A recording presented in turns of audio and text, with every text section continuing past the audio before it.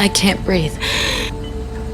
I have migraines, numbness, weight loss. I live with it every day. The illness that I'm suffering from is an anxiety disorder, and it deserves to be treated like any other illness. Arjun Gupta जो कि 25 वर्ष के हैं, 17 साल की उम्र में NEET जैसे एग्ज़ाम को क्लियर करते हैं और एक अच्छा मेडिकल कॉलेज पाते हैं। और वो पाना इतना आसान नहीं था, रोज़ 15-15 घंटे की उनको स्टडी करनी पड़ रही थी। बट वो कॉलेज जाने के बाद सोचते हैं कि अब उनकी लाइफ की सारी प्रॉब्लम क्लियर हैं। बट इसके बाद वो अपने आप को लेके बहुत ज़्यादा इनसिक्योर फील करते हैं, अपने फ्यूचर को लेके बहुत ज़्यादा इनसिक्योर फील करते हैं और अपनी फैमिली के फ्यूचर को लेकर बहुत ज़्यादा इनसिक्योरिटी फील करते हैं, जिसके रिलेटेड बहुत ज़्यादा नेगेटिव थॉट्स आने लग जाते हैं। और आखिर में 18 महीने बाद वो सिनोरा नेम की मेंटल डिजीज़ से डायग्नोस पाए जाते हैं। ठीक ऐसी वैशाली जो कि एक दिल्ली यूनिवर्सिटी की बहुत ही होनहार स्टूडेंट थी, जो वो लगातार वहाँ पर टॉप कर रही थी, बट फैमिली प्रेशर को देखते हुए, एकेडमिक प्रेशर को देखते हुए, सोसाइटी के प्रेशर को देखते हुए कि अगर कंसिस्टेंस नहीं रही तो लोग क्या सोचेंगे, इससे मेंटल हेल्थ में डायग्नोज हो जाती है और सुसाइड कर लेती हैं। इन दोनों केसेस में एक चीज़ कॉमन पाई कि ये दोनों मेंटल इलनेस से जूझ रहे थे। मेंटल इलनेस जो कि आज के टाइम में इतनी बड़ी इशू बन गई है कि WHO ने इसे बेसिक ह्यूमन राइट करके कोट किया। तो आज हम बात करने वाले हैं मेंटल हेल्थ पे, जहाँ पे आपको फिजिकल फिटनेस, फिजिकल हेल्थ के रिलेटेड हज़ारों कंटेंट आपको सोशल मीडिया पे अवेलेबल मिलेंगे, वहीं पर ही मेंटल हेल्थ पे आपको इक्का दुक्का कंटेंट अवेलेबल मिलेगा। अब आप सोच रहे होगे मैं तो एक कॉलेज स्टूडेंट हूँ, मुझे क्या मेंटल हेल्थ की इतनी ज़रूरत है, मैं तो डेली अपनी नॉर्मल रूटीन फॉलो कर रहा हूँ, सुबह उठना, देन कॉलेज की क्लासेज अटेंड करना, फ्रेंड्स के साथ मिलना, फिर उसके बाद घर आना, अपनी फुल कॉलेज लाइफ इंजॉय कर रहा हूँ। अगर वर्क प्रोफेशन में हूँ तो अपनी मंडे टू फ्राइडे वाली 9 to 5 जॉब फुल्ली इंजॉय करो, मुझको क्या स्ट्रेस है। बट अगर आप कॉलेज स्टूडेंट हैं तो कहीं ना कहीं आपको करियर के रिलेटेड नेगेटिव थिंकिंग आती होगी, उसके लिए इनसिक्योरिटी फील होती होगी, एकेडमिक प्रेशर के रिलेटेड बहुत ज़्यादा इनसिक्योरिटी या नेगेटिव थिंकिंग आती होगी। आपको ये भी डर सताता होगा अगर मैं अपने फ्रेंड से पीछे रह गया तो मेरा क्या होगा, मेरा करियर के क्या होगा। और आप वर्क प्रोफेशन में हैं तो आपको EMI, लोन्स और सैलरी की प्रॉब्लम के रिलेटेड बहुत ज़्यादा नेगेटिव थिंकिंग या स्ट्रेस बहुत ज़्यादा आता होगा, फैमिली प्रेशर का बहुत ज़्यादा स्ट्रेस आप फील करते होंगे। तो अगर ये प्रॉब्लम आपको एक हद तक है तो ये इतनी बड़ी इशू नहीं है। बट अगर आप इसके रिलेटेड डेली स्ट्रेस लेते हैं, डेली इसके बारे में सोचते हैं और आपको इसके रिलेटेड ईटिंग डिसऑर्डर जैसी और स्लीपिंग डिसऑर्डर जैसी प्रॉब्लम हो रही कि रात को नींद प्रॉपरली नहीं आता, तो आप एक मेंटल हेल्थ इलनेस से जूझ रहे हैं। और WHO को कहना है कि आज के टाइम में इतनी बड़ी प्रॉब्लम बन गई है कि वर्ल्ड की 1 बिलियन पॉपुलेशन इससे सफ़र कर रही है, यानी हर 8 में से 1 बंदे को ये प्रॉब्लम ज़रूर है। और इसमें सबसे ज़्यादा पता है कौन सफ़र कर रहा है? यूथ, हमारे जैसे एक यूथ जो कि 15 से 29 साल के बीच में लाया करता है, इनकी पॉपुलेशन सबसे ज़्यादा है। तो आज हम बात समझेंगे कि मेंटल हेल्थ क्या है, इसको इम्पोर्टेंस इतनी ज़्यादा ज़रूरी क्यों है, इसके कॉजेज़ क्या हैं, हमारी लाइफस्टाइल कैसे इसको अफेक्ट कर रही है और इसको आखिर में कैसे कंट्रोल किया जाए। The UK has a mental health crisis. It's costing the country £300 billion every year, which is around $378 billion, almost double the NHS budget. NHS is their public healthcare system.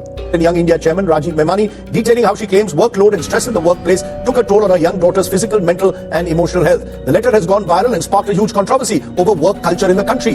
We enjoy overthinking और एक बार उसकी लत लग जाने के बाद ये जो डिप्रेशन वर्ड है आजकल बहुत कॉमन हो गया है, छोटे छोटे बच्चे भी कह रहे हैं कि मैं डिप्रेशन, और हंसने वाली बात नहीं है और वो दवाइयां कहा रहे हैं। अब सबसे पहले हमको मिलकर के ये समझना है व्हाट इज डिप्रेशन और फिर देखेंगे कि इसका क्या सोल्यूशन है। अगर आप एक ओवरथिंकर हैं तो ज्यादा संभावना है कि आप सहज संबंध में नहीं रह पाएंगे। आप हर सामने वाले व्यक्ति का, वह आपका मित्र हो सकता है, आपकी प्रेमिका हो सकती है या आपके परिवार का कोई सदस्य हो सकता है, आप उसके बारे में जरूरत से ज्यादा विश्लेषण करेंगे, क्योंकि जब आप जरूरत से ज्यादा सोचते हैं तो आप जरूरत से कम करते हैं। और जब तो मेंटल हेल्थ वो टर्म है जो किसी भी चीज़ पे एक्ट करने पे, सोशल गैदरिंग में, स्ट्रेस रेजिंग में हेल्प करती है, यहाँ तक कि हमारी बॉडी के अंदर ब्लड प्रेशर और हार्मोन्स के लेवल तक को भी मेंटेन करती है। और वहीं अगर हमको मेंटल इलनेस जैसी प्रॉब्लम हो जाती है तो हमारी बॉडी के अंदर हार्मोन इम्बैलेंस होने की वजह से डिप्रेशन, एंजाइटी, ओवरथिंकिंग, स्ट्रेस जैसी प्रॉब्लम भी हो सकती है।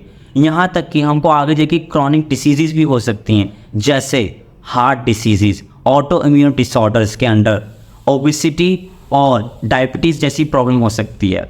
और मैंने आपको पहले भी बताया था कि ये सबसे ज़्यादा प्रॉब्लम यूथ और अडल्सेंट्स के बीच में देखा जा रहा है। तो WHO की रिपोर्ट के अकॉर्डिंग देखा जाए तो एंजाइटी के 301 मिलियन केसेस में से सिर्फ 58 मिलियन केसेस चिल्ड्रंस और एडल्सेंट्स में पाए गए हैं।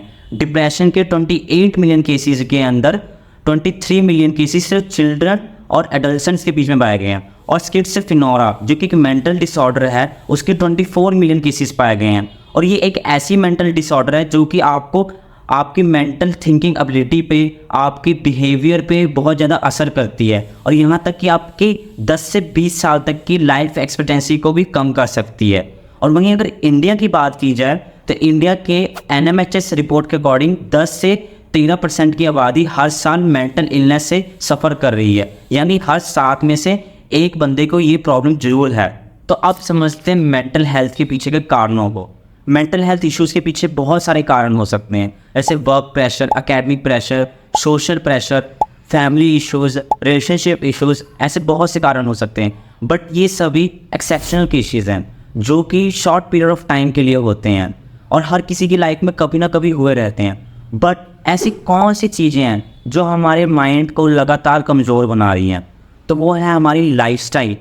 लाइफस्टाइल में भी 2 मेन कंपोनेंट्स आ जाते हैं, एक social media consumption, second food जो हम इनटेक कर रहे हैं।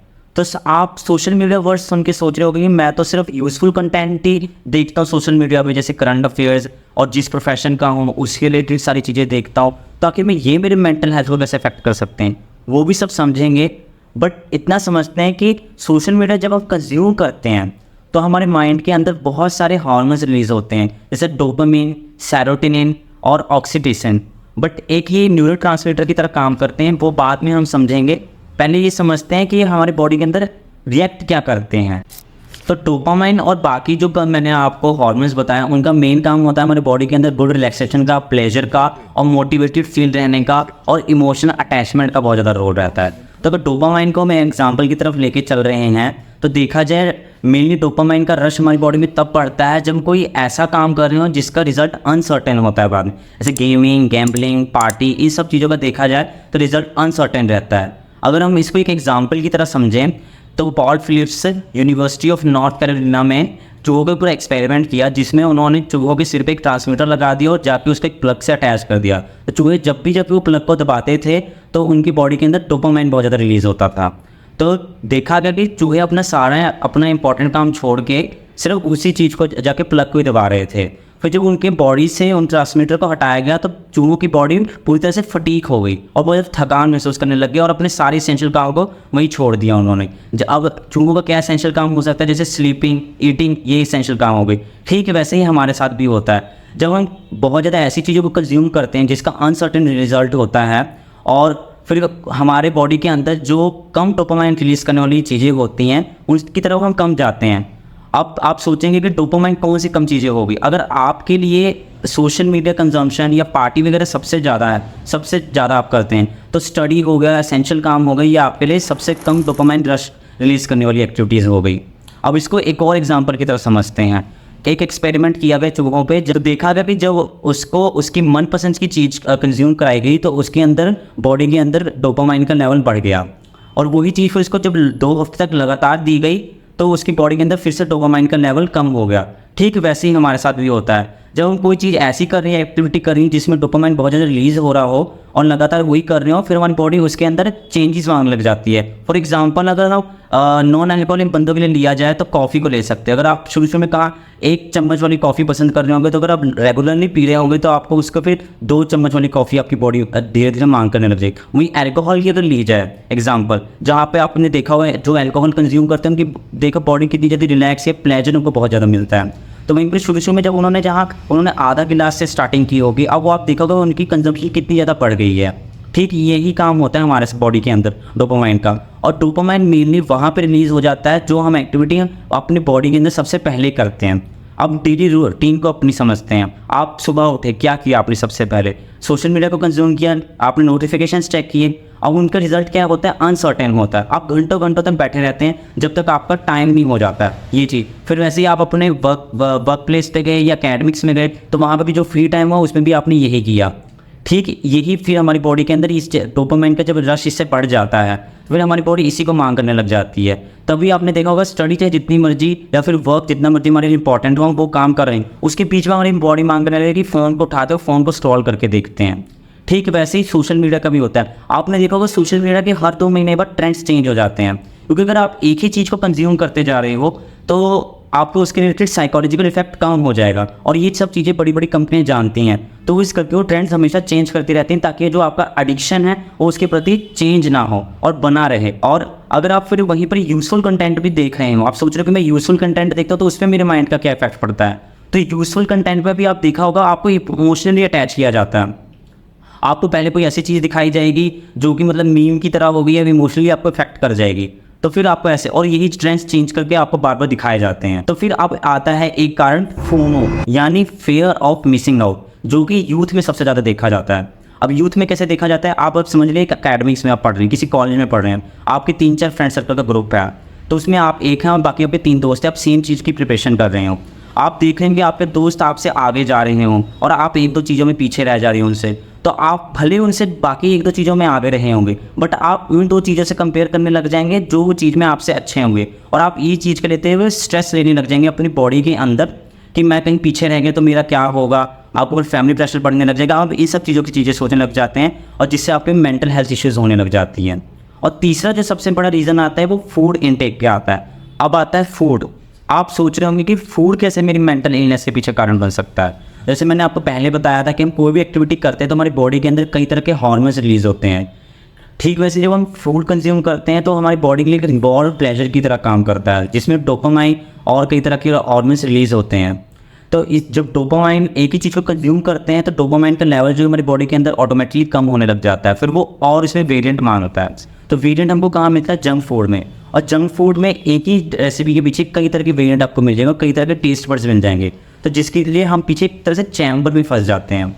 अब जंक फूड में देखा जाए तो जंक फूड हमारे टेस्ट बड को बहुत ज़्यादा रिलैक्सेशन भी देता है, और मेन 2 कंपोनेंट्स इसमें पाए जाते हैं, एक कैफीन दूसरा शुगर, और न्यूट्रिएंट्स इसमें बिल्कुल भी नहीं होते हैं। तो जब शुगर और कैफीन का हमारी बॉडी के अंदर बहुत ज़्यादा लेवल बढ़ जाता है तो नॉर्मली हमारा डिप्रेशन, एंजाइटी और ब्रेन फॉग जैसे हम प्रॉब्लम से जूझते हैं, और ये एक पीछे इन्फ्लेमेशन का भी कारण बन जाता है। तो देखिए मेंटल हेल्थ क्या है, मेंटल हेल्थ इलनेस क्या है, इसके कॉजेज़ क्या हैं, हमारी लाइफस्टाइल कैसे मेंटल हेल्थ को अफेक्ट करी, ये सब हमने जान लिया। बट सबसे इंपॉर्टेंट क्वेश्चन आता है कि हम इसको कंट्रोल कैसे करें। तो देखिए अगर आप क्रॉनिक मेंटल हेल्थ डिसीज से जूझ रहे हैं या फिर आपको लग रहा है कि आपको हो सकती है, तो मैं आपको सजेस्ट करूँगा आप साइकेट्रिस्ट को या साइकोलॉजिस्ट को विजिट कीजिए। बट आपको अगर नॉर्मल स्ट्रेस हो रहा है और आपको लग रहा है ये स्ट्रेस बढ़ता जा रहा है और आपको आगे जाके क्रॉनिक डिसीज़ बन सकता है, तो अपनी लाइफस्टाइल को चेंज कीजिए। उसके लिए सबसे पहले समझना पड़ेगा कि आपके मेंटल जो भी काम करता है वो हार्मोन्स के रिलेटेड सारा काम करता है। तो देखिए जैसे मैंने आपको पहले बताया कि प्लेजर वाले काम में डोपामाइन सबसे ज़्यादा रिलीज होता है। अब प्लेजर वाला काम सबके लिए अलग अलग हो सकता है, जिसमें डोपामाइन सब अलग अलग जगह पर रिलीज होता है। जैसे कि साइंटिस्ट के लिए होगा उसके रिसर्च के टाइम, इसका कोई डांस वगैरह वाली चीज़ें नहीं कर सकता है, ना उसका मन करेगा। और पार्टी और जो डांसिंग वाले बंदे हैं वो रिसर्च नहीं कर सकते हैं, ठीक ऐसे ही। और इस करके हमको चाहिए कि हम अपनी लाइफ को जो है सब पहले जो असेंशियल चीज़ें हैं वो चीज़ें करें। जैसे वर्क, अगर आप वर्क प्रोफेशनल है तो पहले अपना वर्क कीजिए, एकेडमिक्स में तो कॉलेज का काम कीजिए, टेक्निकल वर्क कीजिए, करंट अफेयर्स को पढ़िए, जो मतलब आप लिए एसेंशियल चीज़ें हैं उनको सबसे पहले कीजिए। फिर देन जो ये चीज़ें हैं पार्टी वगैरह हो गई, सोशल मीडिया को यूज़ होगा, इसको एज ए रिवॉर्ड की तरह यूज़ कीजिए सबसे लास्ट में आपके। देन आता है एक्सरसाइजेस कीजिए अपनी लाइफ में। अब आप सोचेंगे एक्सरसाइज कैसे अफेक्ट कर सकते हैं, तो देखिए जब हम कोई एक्सरसाइज करते हैं तो उसका भी हार्मोनल इफेक्ट पड़ता है। जब हम एक्सरसाइज कर रहे होते हैं तो हमारी बॉडी में एंडोर्फिन्स करके एक हार्मोन रिलीज होता है, जो जिसका काम भी हमारी बॉडी में गुड रिलैक्सेशन का होता है। तो जब ये रिलीज होता है हमारी बॉडी में, एक तरह से ये एक नेचुरल पेन किलर्स का भी काम करता है। तो जब कभी भी हमको कोई स्ट्रेस होता है तो ये हमारी बॉडी में अपने स्ट्रेस से लड़ने का काम करता है। और ये भी है कि आप अपने डेली रूटीन को फॉलो कीजिए। तो डेली रूटीन में आप क्या करते हैं, सुबह उठ के सबसे पहले फ़ोन चलाते हैं, फिर उसके बाद जब तक टाइम नहीं होता तब तक आप फ़ोन को छोड़ते ही नहीं है। देन फ्री टाइम पे भी आप यही करते हैं, देन घर आके भी यही करते हैं। तो आपने सबसे पहले वो एक्टिविटी कर ली जिसमें डोपामाइन सबसे ज़्यादा रिलीज़ हो रहा है। तो इस एक्टिविटी को छोड़ के आप एक्सरसाइजेस को अपनी लाइफ में इन्वॉल्व कीजिए। तो वहाँ पे जब ये हार्मोन बढ़ेगा देन आपके इसके रिलेटेड जो कंजप्शन है वो अपने आप घट जाएगी, आप एसेंशियल काम की तरफ ज़्यादा ध्यान जाएगा। देन थर्ड आता है बैलेंस डाइट, आप एक बैलेंस डाइट फॉलो कीजिए, क्योंकि बैलेंस डाइट जब हम फॉलो करते हैं तो हमको ओमेगा 3 प्रोटीन और कई तरह के न्यूट्रिएंट्स मिलते हैं। जब ये हमारी बॉडी में पड़ते हैं तो हमारी बॉडी के जो मूड स्विंग वाली जो प्रॉब्लम है वो कंट्रोल में आ जाती है, और जो हमारा बिहेवियर है और जो थिंकिंग वाली एबिलिटी है वो बहुत ज़्यादा बढ़ जाती है। और बाकी एक और चीज़ जो सबसे ज़्यादा इंपॉर्टेंट, जिसका कोई नहीं ध्यान दे रहा है, वो है सोशल गैदरिंग। और अपने लिए टाइम निकालिए, क्योंकि आज की ये बिजी की लाइफस्टाइल में आपने देखा होगा आप फ्री टाइम में अपने लिए कितना ही टाइम निकालते हैं।